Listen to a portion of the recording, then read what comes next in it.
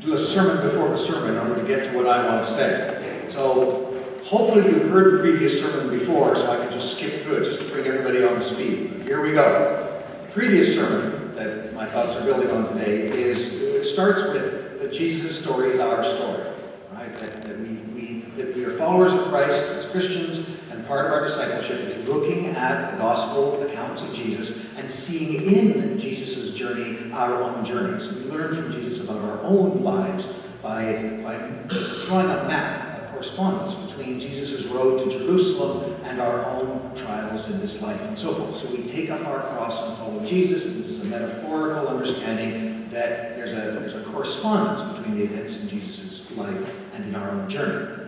So Jesus' story is our story. Now from there, we then look at the story of the Transfiguration, which we read just before Lent every year. This is the last Sunday before Lent, and so once again we read about the Transfiguration. And that story of the transfigured face of Jesus somehow has to fit onto that map of our journey. And how I understand the story of the Transfiguration to fit onto the map of my journey is that the Transfiguration represents those mountaintop experiences in my spiritual life. Those moments when the glory is obvious to me. And whether that's a sense where the music is so beautiful that the hair stands up on the back of my neck, or there's a sense of awe and mystery in the beauty of creation, or in a moral a sense of overwhelming gratitude for the great moral behavior of my fellow human beings. When you just look at someone doing something kind and generous and sacrificial and say, there it is, that's what life is all about. Those moments when you can see God in front of you, and in whatever aspect of life that may be, are the Transfiguration moments. It's like standing on the mountain and hearing the voice of God tell you directly what's going on.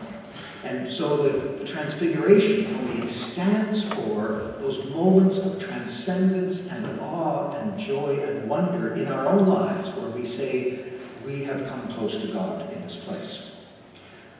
Now, having said that, I need to do a little sidebar here to say that in the modern language of spirituality, that tends to be what spirituality is about, are those mountaintop or peak experiences.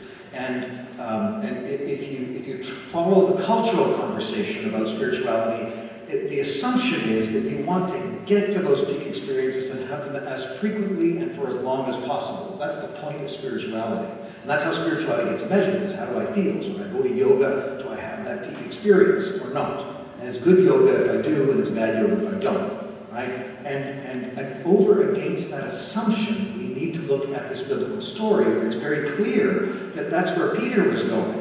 Where, to paraphrase, dude, this is awesome. Let's stay here forever. And that's a paraphrase. It's not exact translation, but it's close enough. It'll work, right? You get to Peter's up there seeing Jesus transfigured and Moses and Elijah, and it's amazing. And he says, let's build 3 places for you guys to sit in, and we will just stay here forever. We are done. This spirituality thing, we won. We write home, say we figured it all out. It's done, right?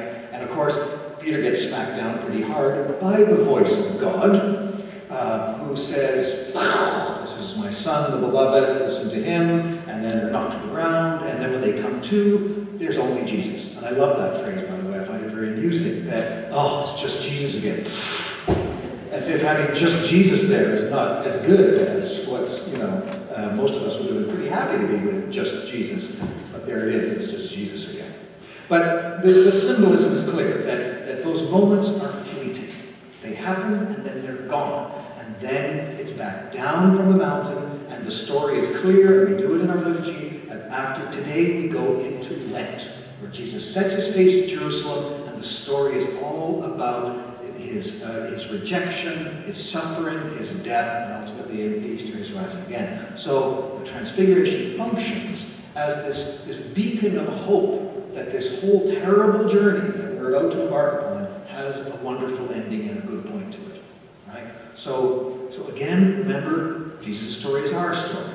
And so the lesson from the Transfiguration and then the immediate journey into Lent is those peak experience moments that we have are there to give us hope while we're down in the valleys, while we're we're on those journeys of taking up our cross and following Jesus, when it's hard slogging, when we're being abandoned and so forth.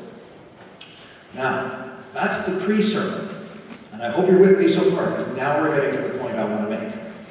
The point I want to make comes from the one line that God says, and it's echoed in the second reading as well. This is my son, the beloved, right? The child of God, the beloved. And when we realize that Jesus' story is our story, we can make the connection that those peak experiences that the mountaintop symbolizes are those moments where we hear the voice of God telling us that we are the child of God, the beloved.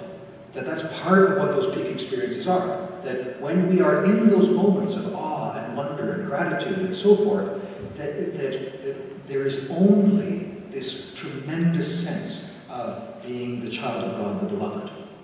And that has to be held in contrast with our usual day-to-day experience of how we understand ourselves. And here, I'm grateful to Henry Nouwen for outlining this so beautifully. Where Nouwen says, all of us, at some level, when we ask who we are, we go to three places to answer that question.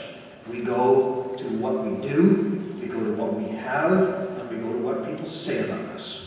I am what I do, I am what I have, I am what people say about me. And that's the basis of our self. And so for all of us at some level, when we are doing many things, when we are doing well, we feel good. When we have things, when we have wealth and health, then we feel good. When people say good things about us, we feel good. But then when we aren't able to do what we used to do. I just got glasses 2 weeks ago because I can't see what I used to be able to see. And when I got glasses, I felt a little bit down because I couldn't just be that glass-free person anymore. And everyone who's gone through, well, I can't do what I used to be able to do, there's a loss, and we feel down because we can't do what we used to do. And of course, when you go to a party and you meet someone and you want to get to know who they are, what do you ask? You say, what do you do?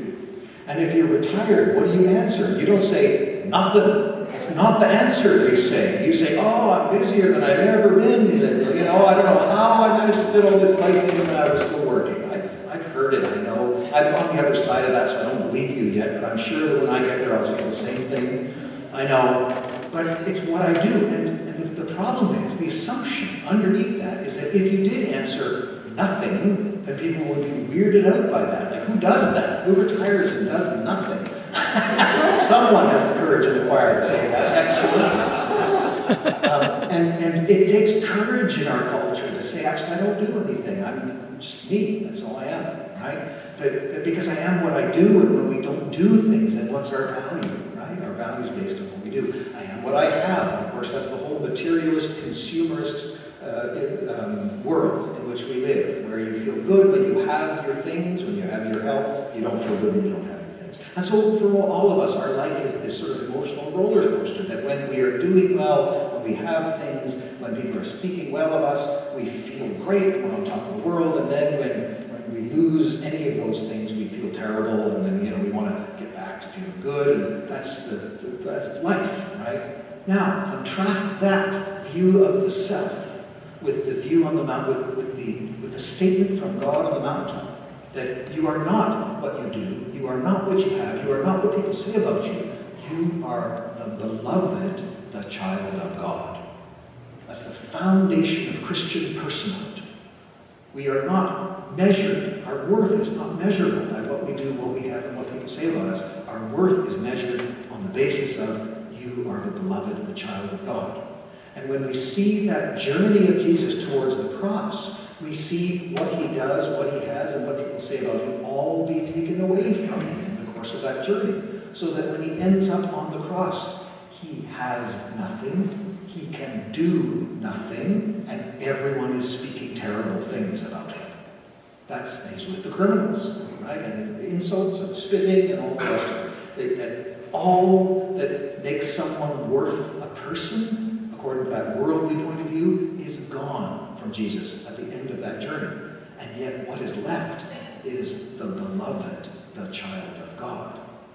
And in following Jesus through that story, if that story is our story, we follow that journey into the abandonment of depending on what we have, what we do, and what people say about us for our personhood, and focusing in on all that really matters, which is that we are the beloved, the children of God. It's a totally different foundation for being a human being. And those mountaintop experiences are there as guideposts and signposts to remind us that that's really what it's all about, because we all end up going back. We all can't stop judging ourselves based on those worldly criteria.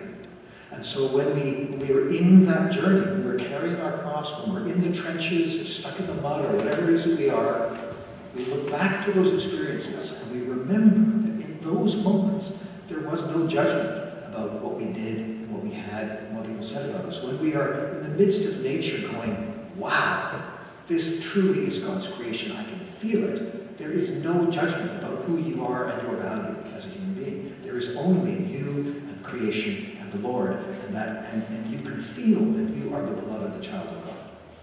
And when you're not on the mountaintop, we look back towards that and say that this journey is towards the fullness of that vision. That even when all things are stripped away from us, and we're looking forward to Lent, so we're going into some dark places symbolically coming up, and the darkness of Lent is not really meant for us to whip ourselves or make ourselves feel bad. It's to symbolize that life does that to us anyway. You don't have to look too hard to find trials and tribulations in your life. And Lent symbolizes that. When we go through those trials and tribulations, we are heading towards resurrection, towards oneness with God. And the transfiguration moments we carry those with us to remind us that we are not what we have, what we do, what people say about us. We are the beloved, the child of God. In the name of the Father, the Son, and the Holy Spirit.